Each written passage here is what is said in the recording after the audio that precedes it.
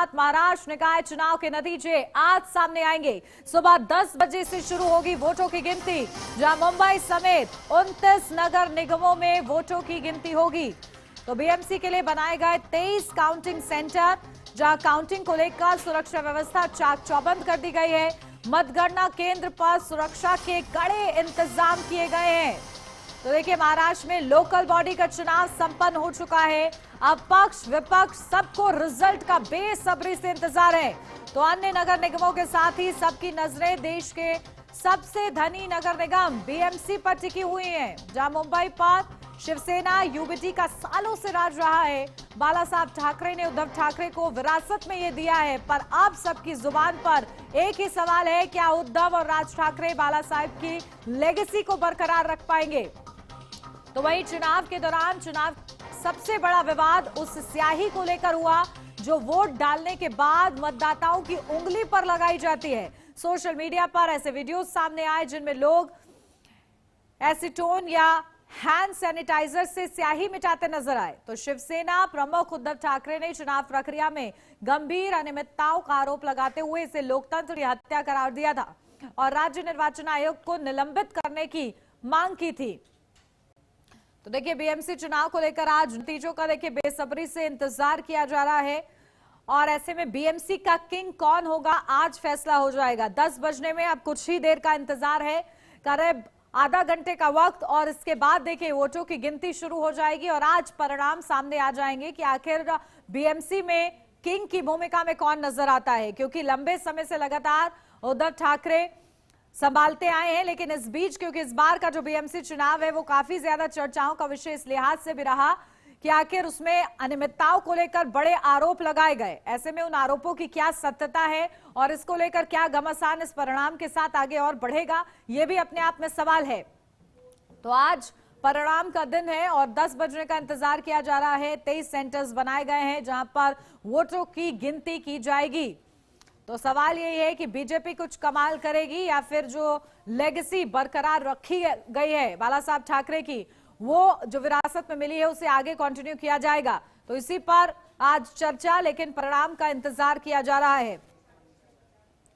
तो देखिए, बीएमसी का ये चुनाव बेहद ही ज्यादा महत्वपूर्ण है और देखिए सबसे ज्यादा धनी जो बीएमसी है वो मुंबई की है और ऐसे में लोकल बॉडी जो है और ऐसे में उसका चुनाव बड़ा ही दिलचस्प अंदाज में इस बार भी हुआ है। कल पूरे दिन आपने देखा 7:30 बजे से मतदान की प्रक्रिया शुरू हुई थी और शाम के 5:30 बजे तक लंबी कतारें देखने को मिली। मतदाता जागरूक यहाँ पर नजर आए और ऐसे में आज परिणाम का दिन है। 10 बजने के साथ ही मतगणना की जो प्रक्रिया है वो शुरू हो जाएगी। नतीजे सामने आ जाएंगे कि आखिर बीएमसी में एक बार फिर से किसका राज होगा या फिर कुछ बड़ा बदलाव होगा। तो देखिए, बीएमसी चुनाव 2017 के नतीजे आपको बताते हैं। शिवसेना 84, बीजेपी 82 और कांग्रेस को 31 सीटें मिली थी। और इसी के साथ एनसीपी की अगर बात की जाए तो एनसीपी ने 9 सीटें अपने नाम की थी, एमएनएस ने 7 सीटें अपने नाम की थी और एसपी को 6 सीटें मिली थी। तो ऐसे में ये 2017 के नतीजे हैं, लेकिन अब ये नतीजे क्या होते हैं, अब इसी नतीजों पर सबकी निगाहें टिकी हुई हैं। तो देखिए, चलिए अब आपको बताते हैं कौन कितनी सीट पर लड़ रहा है। कांग्रेस जो है वो 152 सीट पर चुनाव लड़ रही है। शिवसेना की जो यूबीटी गुट है यानी कि उद्धव ठाकरे गुट, उसने 163 पर लड़ा है। बीजेपी ने 137 सीटों पर, तो वहीं इसी के साथ शिवसेना ने 91 और इसी के साथ एनसीपी ने 94 सीटों पर और एनसीपी एसपी 10 और आम आदमी पार्टी 75 और इसी के साथ वीबीए 60, तो साथ ही एमएनएस 52 सीटों पर। तो कुल मिलाकर ये रूपरेखा है इस चुनाव की कि कौन कितनी सीटों पर चुनाव लड़ा गया है।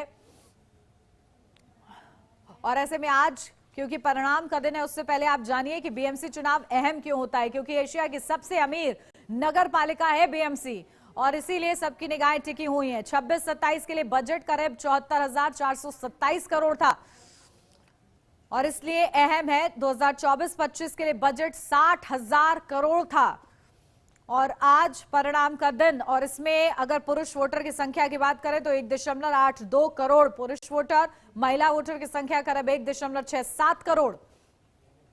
तो इस लिहाज से बीएमसी चुनाव अहम हो जाता है, क्योंकि बजट भी ज्यादा है और सबसे ज्यादा इंपॉर्टेंट, सबसे ज्यादा जो अमीर लोकल बॉडी है, नगर पालिका है, वो है बीएमसी। और इसीलिए इसका चुनाव इतना ज्यादा दिलचस्प बना रहता है, इसीलिए इसके लिए रस्साकसी देखने को मिलती है राजनीतिक दलों के बीच भी। और लंबे समय से उद्धव गुट का राज रहा है इसमें, लेकिन इस बार का जो बीएमसी चुनाव हुआ है, क्या उसमें कुछ परिवर्तन होता है या फिर ये सत्ता ऐसे ही यूबीटी गुट बरकरार रखता है, ये देखना होगा।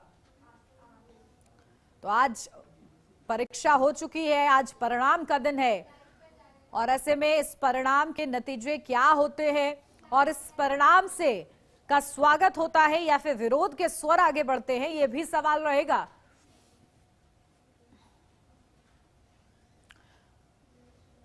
और चलिए इसी पर अपडेट लेते हैं। हमारे सहयोगी पंकज यादव न्यूज रूम से हमारे साथ जुड़ गए हैं। पंकज, क्या कुछ अपडेट? देखिए, आज नतीजों का बेसब्री से इंतजार, 10 बजने के साथ मतगणना की प्रक्रिया शुरू होगी, क्या अपडेट? बिल्कुल उन्नति, और देखिए सभी को इस बात का इंतजार है कि आखिरकार बीएमसी का किंग कौन होगा, क्योंकि जिस तरीके से हमने वोटिंग के दौरान देखा, किस तरीके से आरोप लगे हैं, किस तरीके से पूरे तरीके से यहाँ पर हर एक की पार्टी की तरफ से ये पूरे तरीके से था कि इस बार किंग जो है वो उनकी पार्टी का होगा। लेकिन अब समय बहुत कम बचा है, 10 बजे से वोटों की जो गिनती है वो शुरू हो जाएगी। 29 यहाँ पर सीटें हैं, यानी कि महानगर पालिका की 29 सीटें, जो कि आज यहाँ पर जो किंग होगा उसको पूरे तरीके से जो तस्वीर है उसकी साफ हो जाएगी। बिल्कुल सही कहा उन्नति आपने, क्योंकि सभी को इंतजार है। बस अब शुरुआत हो जाएगी 10 बजे से, शाम 5 बजे तक वोटों की गिनती होगी, जब पूरे तरीके से परिणाम जो है वो सबके सामने आ जाएंगे। लेकिन सबसे महत्वपूर्ण यही है उन्नति के, देखिए आखिरकार इस बार बजट बढ़ाया गया है। हालांकि सबसे महंगी और सबसे यहां पर कीमती ये जो है बीएमसी का चुनाव होता है। ऐसे में अगर हम 2017 की बात करें, 9 साल के बाद में चुनाव हुए हैं, इसे विधानसभा के होने वाले चुनाव का सेमीफाइनल भी माना जा रहा है। यही वजह है हर एक पार्टी पूरे तरीके से दमखम के साथ यहां पर जुटी। अब आखिरकार उनका दमखम कितना रहा है, इस पर भी निगाहें सबकी बनी हुई थी। तमाम आरोप यहां पर लगे हैं, फिर चाहे चुनाव आयोग को लेकर बात करें, लेकिन आज परिणाम है तमाम। सबसे पहले बात आपको इसकी बता देती हूं कि आखिरकार वहां पर तैयारियां किस तरीके से हैं। जो यहां पर जो केंद्र बनाए गए हैं वहां पर सिक्योरिटी बहुत हाई अलर्ट की गई है, पूरे तरीके से डिजिटली यहां पर किया गया है। फिर चाहे ईवीएम को लेकर हो या फिर बैलेट पेपर की जिस तरीके से गिनती होगी उसको लेकर बात करें। इसके अलावा वहां पर जाने की परमिशन भी उन्हीं लोगों के पास है जिनके पास में ये कार्ड बना हुआ है, यानी कि जो निर्वाचन आयोग की तरफ से जो कार्ड दिया गया, फिर चाहे वो मीडिया कर्मी हो या फिर अन्य अधिकारी हो, उन्हें ही अंदर उन्हीं की ड्यूटी यहां पर लगाई गई है। दूसरी तरफ अगर बात करें, क्योंकि देखिए ये जो अगर इस बार वोटिंग की बात करें, राज्य निर्वाचन आयोग के मुताबिक अगर बात करें तो 40 से 50% वोटिंग इस बार हुई है। हमने वो तस्वीरें भी देखी जब सेलिब्रिटी से लेकर आम नागरिक तक यहां पर लंबी लंबी लाइनों में लगे रहे, किस तरीके से वोटिंग यहां पर हुई है। लेकिन कड़ा मुकाबला देखिए, बिल्कुल ये कड़ा मुकाबला जो है ये दो ही गुटों में सबसे ज्यादा महायुति और महाविकास आघाड़ी जो कि मुख्य गठबंधन है, दोनों के बीच में कड़ा मुकाबला है। ऐसे में अब देखना होगा कि आखिरकार, क्योंकि हमने पिछली बार भी जिस तरीके से आप भी जिक्र कर रही थी कि बीजेपी की सीटें जो थी वो दूसरे नंबर पर बीजेपी थी, लेकिन शिवसेना पहले नंबर पर थी, तीसरे नंबर पर कांग्रेस थी। अब देखना यह होगा कि क्या अब इस बार का जो इस बार चुनाव का परिणाम रहता है वो किसके हक में आता है। बिल्कुल, लेकिन 17 से उलट तस्वीरें आती हैं या फिर वही तस्वीर बरकरार रखती है, ये भी देखना होगा। लेकिन पंकज, यहाँ पर क्योंकि अनियमितताओं को लेकर बड़े ज्यादा आरोप लगाए गए, स्याही को लेकर सवाल उठाए गए, ऐसे में आज परिणाम का तो इंतजार है ही, साथ ही उस परिणाम का किस तरीके से स्वागत किया जाता है या विरोध के स्वर बढ़ते हैं, ये भी सवाल रहेगा। देखिए उन्नति, आरोप यहाँ पर लगे थे और अक्सर हम इलेक्शंस में देखते हैं कि आरोप लगते हैं, लेकिन उस आरोप के बाद में जिस तरीके से खबरें सामने आई उसके बाद सबको इंतजार इसी बात का है कि आखिरकार आरोपों के बीच में बाजी कौन मारता है। देखिए यहाँ पर 2 सीटें बड़ी महत्वपूर्ण हैं, एक तो पुणे सीट और इसके अलावा नागपुर सीट। दोनों सीटों को बड़ा ही महत्वपूर्ण माना जाता है, क्योंकि पुणे सीट की अगर हम पिछले चुनाव की बात करें, पिछले चुनाव में हमने देखा था कि यहाँ पर ये बीजेपी का गढ़ मानी गई है। बीजेपी ने यहाँ पर पूरे तरीके से झंडा यहाँ पर गाड़ दिया और बीजेपी की अब बहुत बम्पर जीत यहाँ पर हुई थी। ऐसे में क्योंकि ये आईटी हब भी है, तो टेक्निकली हिसाब से अगर माना जाए तो पुणे अपने आप में अगर जनसंख्या के हिसाब से भी माना जाए तो बीजेपी का इस बार कब्जा रहा। बीजेपी का अगर हम बाहर के कार्यालयों की बात करें में बीजेपी के, तो वहां पर भी खुशी को लेकर तमाम पोस्टर होर्डिंग्स वहां पर लगा दिए गए हैं। एक बार फिर से कहा जा रहा है कि काबिज तो इस बार हमारी ही पार्टी होगी, हम ही यहाँ पर काबिज रहेंगे, ये जो वोटिंग है वो हमारे हक में होगी, जनता ने हमें ही चुनने का फैसला यहाँ पर लिया है। दूसरी तरफ आता है नागपुर, जो कि अपने आप में, क्योंकि ये जो नागपुर सीट है, नागपुर सीट की अगर मैं बात करूं तो मुख्यमंत्री देवेंद्र फडणवीस का ये गृह नगर है। ऐसे में देखिए यहाँ पर केंद्रीय सड़क एवं परिवहन मंत्री नितिन गडकरी भी यहाँ से सांसद है। दोनों सीटें बहुत ही महत्वपूर्ण है। अगर इन दोनों सीटों पर परिणाम उलटते हैं तो बिल्कुल यहाँ पर एक प्रश्न चिन्ह जरूर खड़ा होता हुआ नजर आएगा, फिर चाहे बीजेपी की बात करें या फिर फडणवीस की बात करें। दोनों की तरफ से कुल मिलाकर अगर ये दोनों सीटें जाती हैं, यार इसी को लेकर हमने देखा था उन्नति, कितनी एड़ी से लेकर चोटी तक का जोर यहाँ पर लगा दिया गया था, ये दोनों सीटें नहीं जाने चाहिए।